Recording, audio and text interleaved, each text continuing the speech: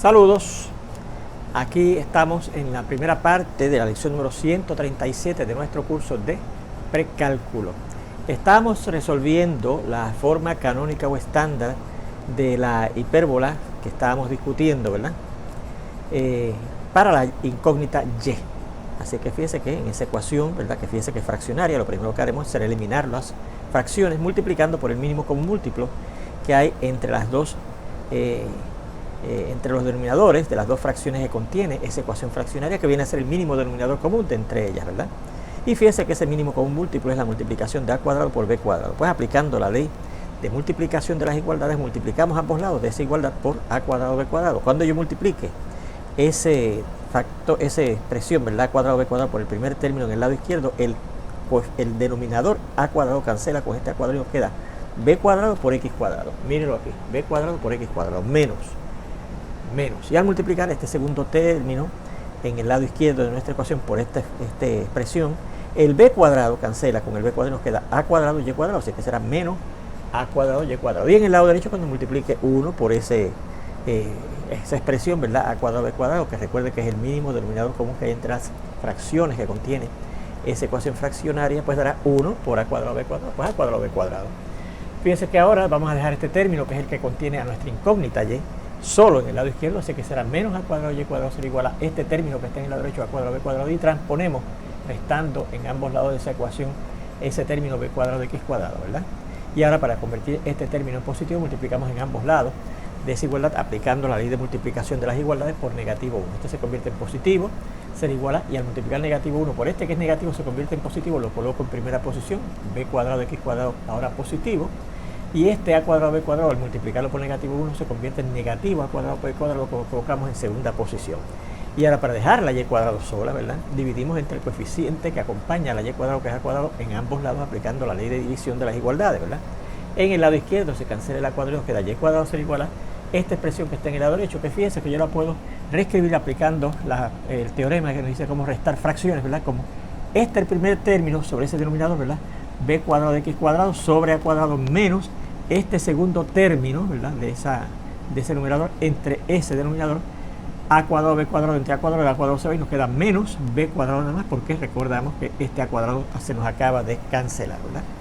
Y ahora, pues fíjense que esto yo lo puedo escribir del siguiente modo. En el lado derecho voy a sacar de factor común forzosamente la expresión b cuadrado sobre a cuadrado. Digo forzosamente porque en el primer término está, pero en el segundo no está. Pero fíjense que al yo sacarlo forzosamente nos quedaría por x cuadrado, ¿verdad? Porque cuando yo multiplique x cuadrado por esto va a dar esta expresión b cuadrado por x cuadrado sobre a cuadrado, ¿verdad? Menos, y acá, para que nos resulte b cuadrado, yo tendría que multiplicar esa expresión que saqué forzosamente como factor común por a cuadrado, de manera que cuando yo multiplique esto por esto, el a cuadrado cancela y nos queda menos b cuadrado, que es lo que teníamos en el paso anterior. Y entonces, para finalmente obtener cuánto es la y, pues como aquí tengo y cuadrado, busco la raíz cuadrada de y cuadrado, y por sustitución será lo mismo que buscar la raíz cuadrada de lo que está en el lado derecho.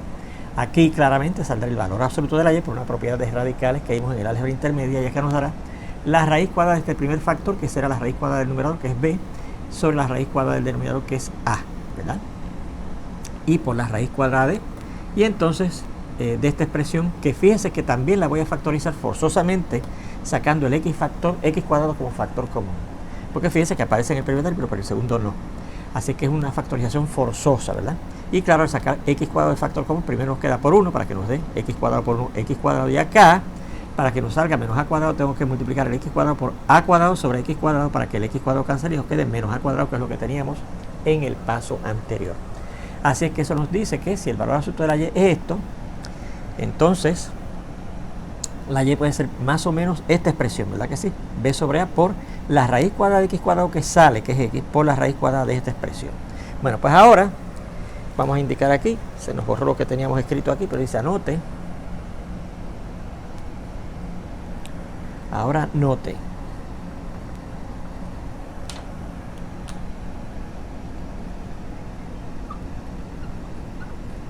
que el valor al que tiende o se acerca esta expresión, raíz cuadrada de 1 menos a cuadrado sobre x cuadrado, ¿verdad?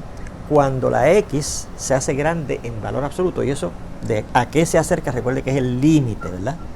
Cuando tenemos el límite de sucesiones, pues a qué se acercaba los valores de los términos de la sucesión que teníamos considerando, ¿verdad?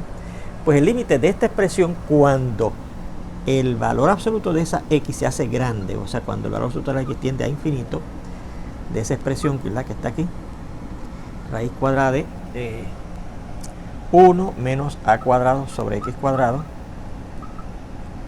¿cuánto será? Pues vamos a ver, fíjese, el valor absoluto de la x, que se aparece aquí debajo en esa expresión raíz cuadrada de 1 menos a cuadrado sobre x cuadrado, se va a estar haciendo grande, ¿verdad que sí?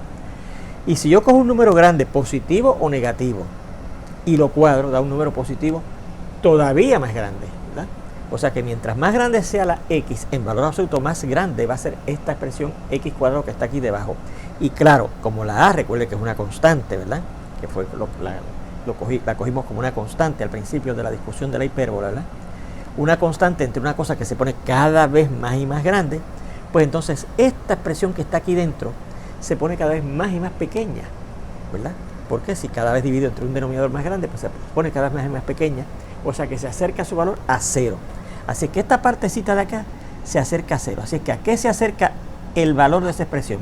Pues a la raíz cuadrada del 1, porque esta parte segunda se acerca a 0, ¿verdad? Y 1 menos una cosa que es cada vez más y más cerquita de 0, se acerca a 1. Así que queda la raíz cuadrada de 1 y la raíz cuadrada de 1 es 1.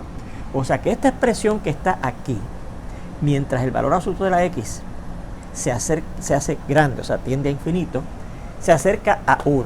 Esto que está aquí, esta expresión que está aquí.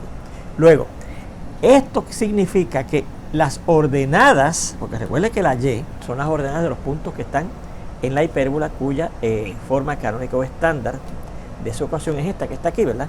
Las ordenadas de los puntos que están en esa hipérbola se acercan a las ordenadas de los puntos que están en esta línea, porque esto que está aquí se acerca a 1, ¿ves?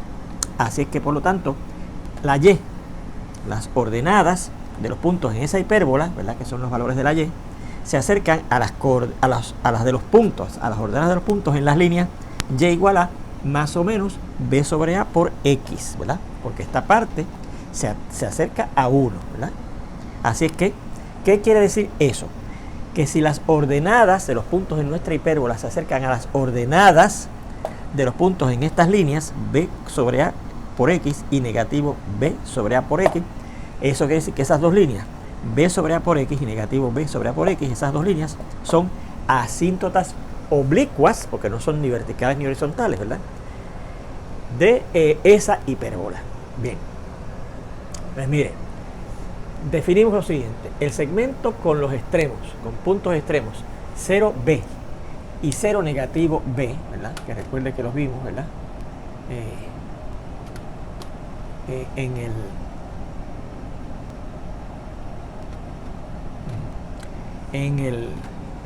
ese valor, recuerde que era aquel que le asignábamos a c cuadrado menos a cuadrado, ¿verdad? Eso era lo que era b cuadrado, ¿verdad? Pues el segmento, que fíjense que va a estar sobre el eje de x, sobre el eje de y, perdón, porque fíjense que las abscisas son 0, ¿verdad? 0b y 0 negativo b, que tiene esos dos puntos como extremos, se llama el eje conjugado de la hipérbola. Recuerde que el segmento que tiene como extremos a los vértices de la hipérbola se llama el eje transversal de la hipérbola. Y ahora ese otro segmento, que recuerde, que se note que está sobre el eje de y, porque sus abscisas son 0, se llama el eje conjugado de esa hipérbola, x cuadrado sobre a cuadrado menos y cuadrado sobre a cuadrado igual a 1, que es la que estábamos discutiendo, ¿ok? Bien. Bueno, pues fíjese ahora en esta otra definición, ¿verdad? O más bien esta información dice: el rectángulo con centro en el centro de nuestra hipérbola, ¿verdad?, de esa hipérbola que estamos discutiendo,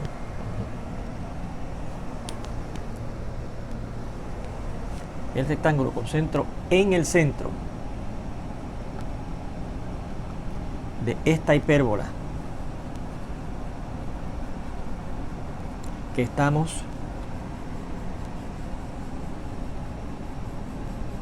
discutiendo,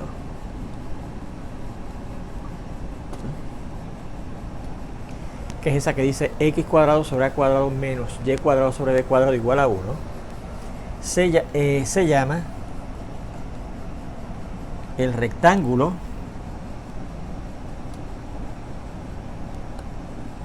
fundamental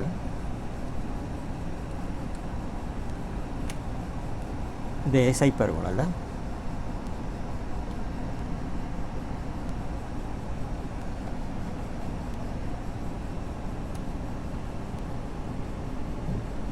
Perdón, antes de eso, en el centro de esa hipérbola que estamos discutiendo y con lados de medida 2a y 2b,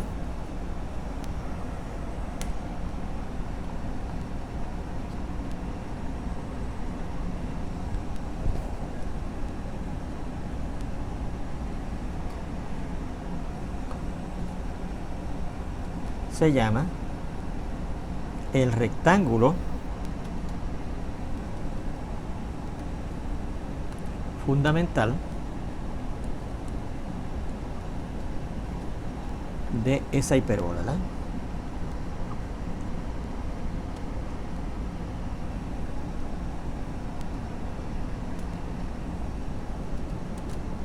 Bien, vamos a verlo aquí. Vamos a ver el dibujo de ese rectángulo fundamental de esa hipérbola, ¿ok?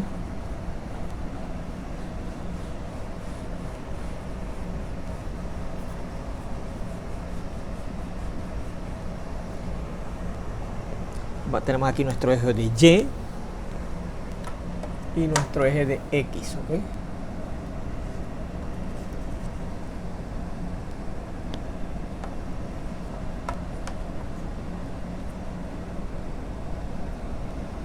Ese rectángulo fundamental de esa hipérbola dice que tiene centro en el centro de esa hipérbola, que recuerde que era el origen, ¿verdad? Según la tomamos, pues el centro de la hipérbola que estábamos discutiendo, cuya ecuación en forma canónica o estándar era esta, tenía centro en el origen, ¿verdad? Y recuerde que A es la medida que hay desde, o más bien la distancia que hay desde el origen hasta cada uno de los vértices de la hipérbola, ¿verdad? Así que aquí tenemos el punto A0, ¿verdad? El punto, esa misma distancia hacia la izquierda, negativo A0. Entonces, ese segmento que tiene a los vértices como extremo se llama el eje transversal de la hipérbola. Y ahora el segmento que tiene como extremos a los puntos sobre el eje de Y, 0B, digamos que este es el punto 0B, y 0 negativo B, esta misma distancia hacia abajo, ¿verdad? Y entonces el rectángulo este que tiene centro en el centro de la hipérbola y lados de medida 2A, claro, que sería esto que está aquí, y 2B, ¿verdad? Porque esto sería A más A, 2A, y 2B que sería B más B, 2B. O sea que este rectángulo que está aquí, ¿verdad? Que pasa de esta manera, ¿verdad? Así.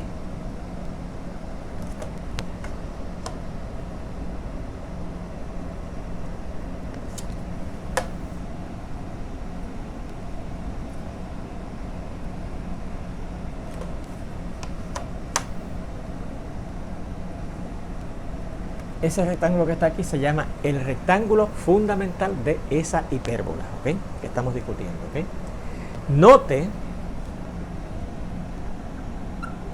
que las diagonales,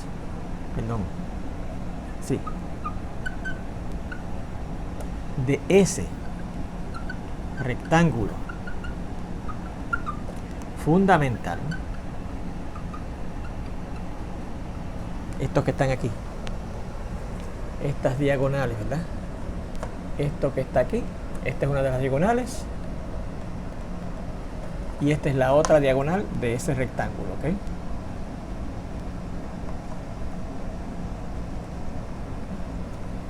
Y claro, pasarán por el centro de ese rectángulo, ¿verdad? Que es el origen y es el centro de la hipérbola que estamos discutiendo. Están contenidas en las asíntotas de esa hipérbola. O sea que esta diagonal está contenida en esta asíntota de la hipérbola. ¿Y cómo yo sé que esa es una de las asíntotas de la hipérbola? ¿Cuál de las dos asíntotas de la hipérbola será esta? Pues mire, recuerde que una de las asíntotas de esa hipérbola era la línea y igual a b sobre a por x. Y mire que, recuerde que esta es una línea, ¿verdad?, que tiene pendiente b sobre a. ¿Y cuál es esa línea? Pues mire, recuerde que esto de aquí a aquí sería b, ¿verdad? Esto es b. Y esto de aquí a aquí es a, ¿verdad? Así que fíjense que efectivamente la pendiente de esa línea es b, el cambio en y, sobre a, el cambio en x, ¿verdad? Así que esta es la línea y igual a b sobre a por x, ¿verdad? Y esta otra línea que contiene a la otra diagonal de ese rectángulo fundamental de nuestra hipérbola, que es esta línea que está así, está contenida en la otra asíntota de la hipérbola, ¿verdad? Que es esa que dice y igual a negativo b sobre a por x, ¿verdad? Y igual a negativo b sobre a por x, que es esta otra que está acá, ¿verdad?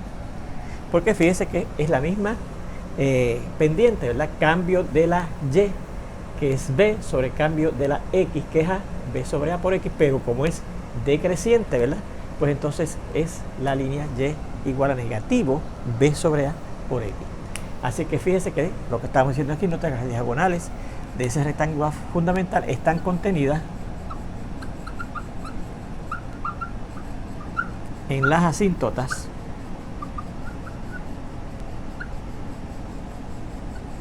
de nuestra hipérbola, ¿verdad? Bien. Ok. Bueno, pues mire lo siguiente. Ajá. Bien, fíjese que la A y la B. Fíjese que aquí parece casi la A y la B miden lo mismo, ¿verdad? Esta distancia se parece mucho a esta distancia, se parece mucho a esta distancia, se parece mucho a esta distancia, ¿verdad? La A y la B aquí parecen casi la misma, pero no necesariamente es así. O sea, la A puede haber sido más grande, ¿verdad?, y la B más cortita, o la B pudo haber sido más larga y la A más cortita, ¿verdad? No importa.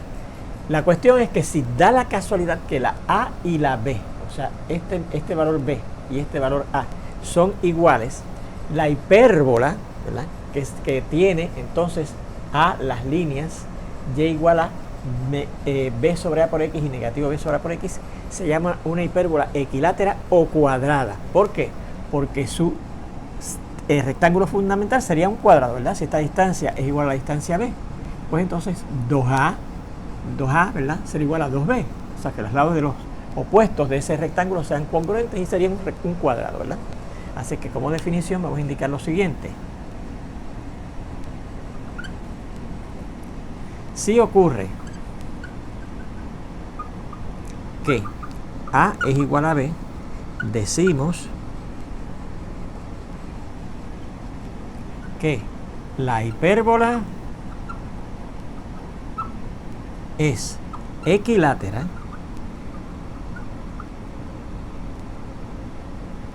o cuadrada. Cuadrada porque ya que el rectángulo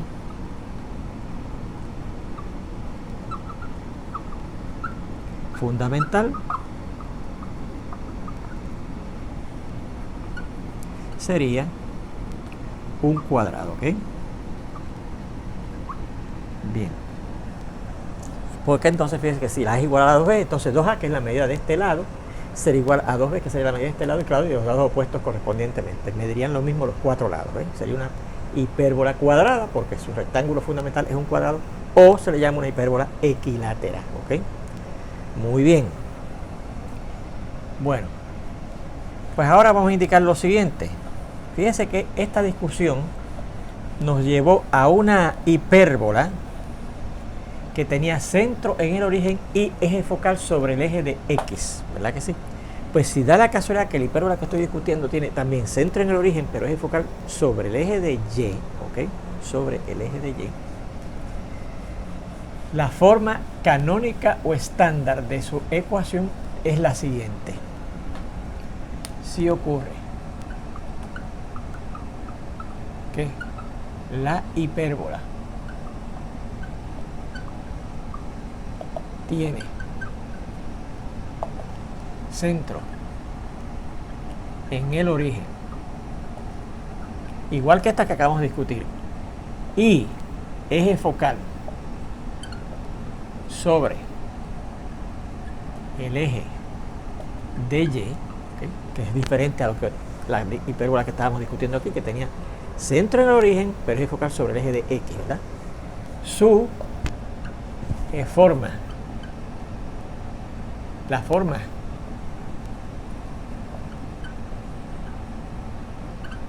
canónica o estándar de su ecuación es y cuadrado sobre a cuadrado menos x cuadrado sobre b cuadrado igual a 1, ¿ok? Fíjese, y cuadrado sobre a cuadrado menos x cuadrado sobre b cuadrado igual a 1. Fíjese que la ecuación, la ecuación en forma estándar o canónica de una hipérbola que tiene centro en el origen y eje focal sobre el eje de x, no sobre el eje de y, es x cuadrado sobre a cuadrado menos y cuadrado sobre b cuadrado igual a 1. ¿Qué implica esto? Que esos denominadores a cuadrado y b cuadrado, distinto a como ocurría en el caso de la elipse, en donde la a cuadrado era el denominador más grande en la forma canónica de esas elipses y la b cuadrado era el denominador más pequeño en la forma canónica de esas elipses, donde recuerden que la diferencia era que aquí, en vez de restarse esos términos, se suman, ¿verdad? El a cuadrado es el más grande.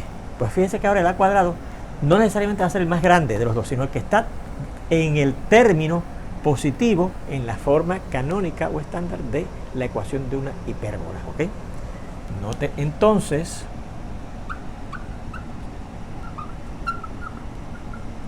que ahora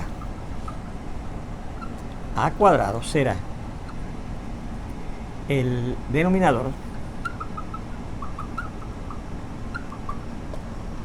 del término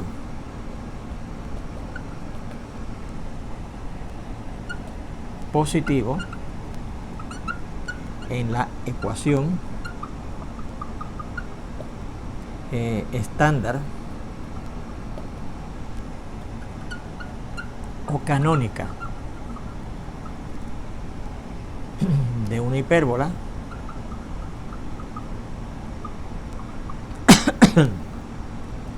mientras que b cuadrado será el del término negativo, ¿okay? Lo último que vamos a comentar aquí es lo siguiente, ¿okay? Antes de ver un primer ejemplo.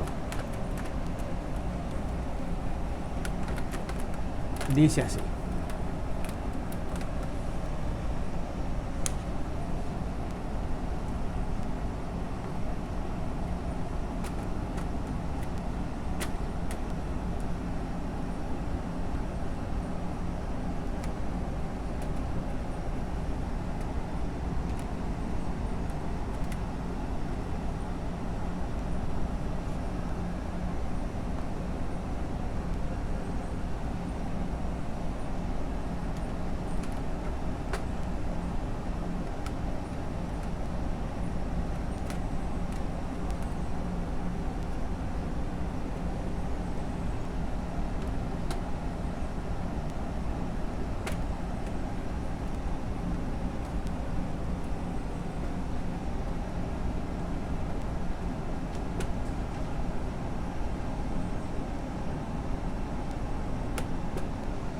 Hipérbolas conjugadas. ¿Okay? Bien, por ejemplo, mire, aquí yo tengo, ¿verdad?, que este sería el eje transversal, ¿verdad?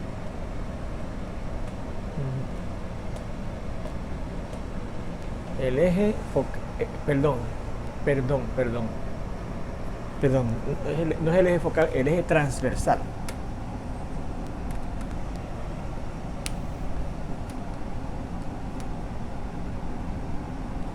De una de ellas es el eje focal, el eje conjugado del otro, ¿verdad? Recuerde que, por ejemplo, en esa hipérbola que discutimos, el eje transversal era este, que iba de un vértice al otro, ¿verdad? Y el eje conjugado sería este que va desde 0 negativo b hasta 0b, ¿verdad que sí? Pues este sería el eje transversal de esa hipérbola, ¿verdad? Y este sería el eje conjugado de esa hipérbola. Pues si ahora este eje conjugado es el eje transversal de la otra hipérbola y este es el eje conjugado de esa otra hipérbola, pues esas dos hipérbolas se llaman la hipérbola conjugada una de la otra. O sea, comentario.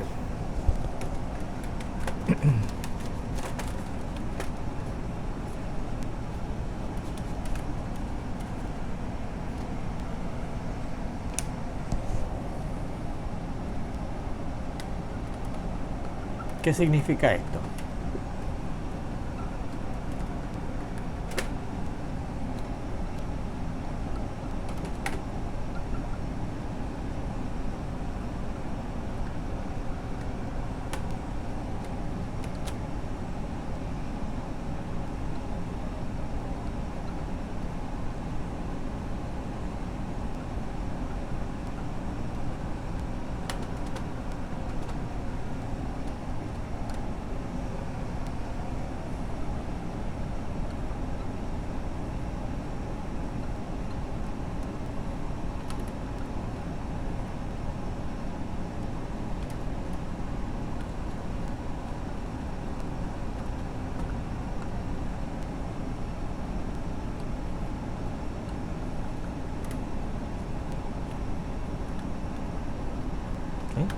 Esas dos hipérbolas, ¿verdad?, que tienen forma canónica o estándar de su ecuación, ¿verdad?, son conjugadas una de la otra. Fíjense que esta, ¿verdad?, tendría eje transversal,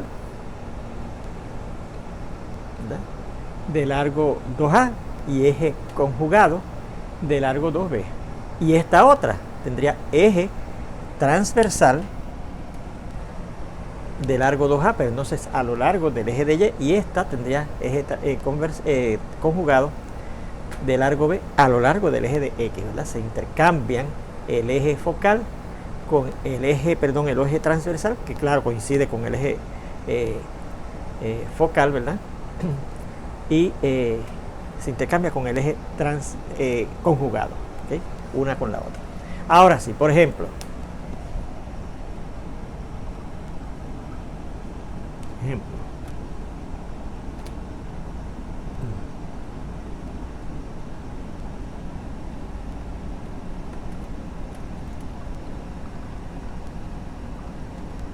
discute esta ecuación. Dice x cuadrado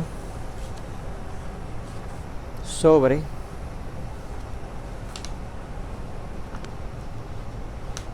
y cuadrado, ¿ok? Perdón, x cuadrado sobre 4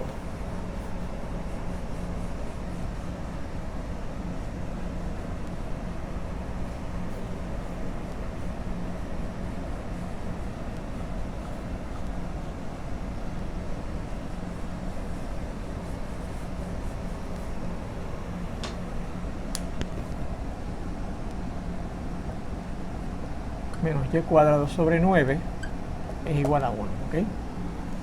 X cuadrado sobre 4 menos y cuadrado sobre 9 es igual a 1, ¿ok? Bien, fíjense que tiene la forma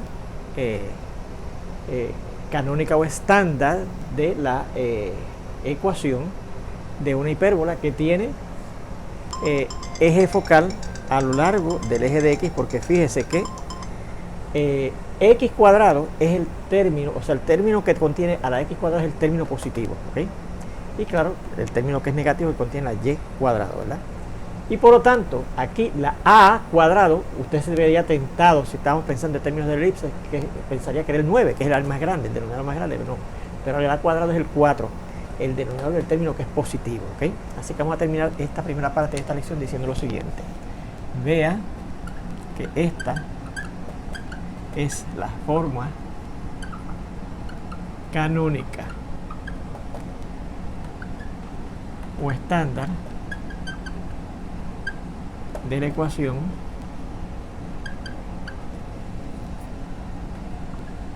de una hipérbola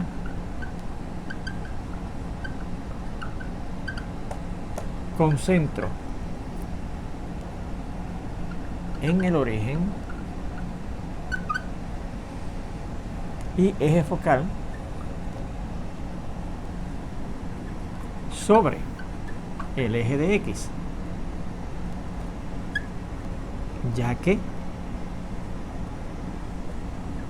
el término positivo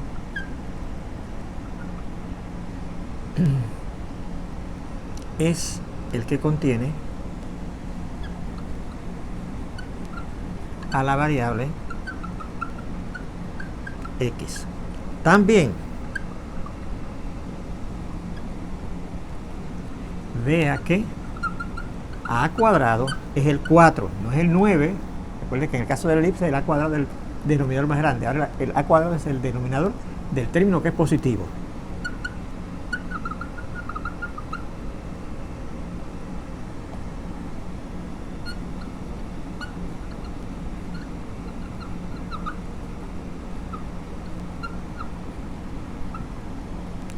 Y b cuadrado es 9, el denominador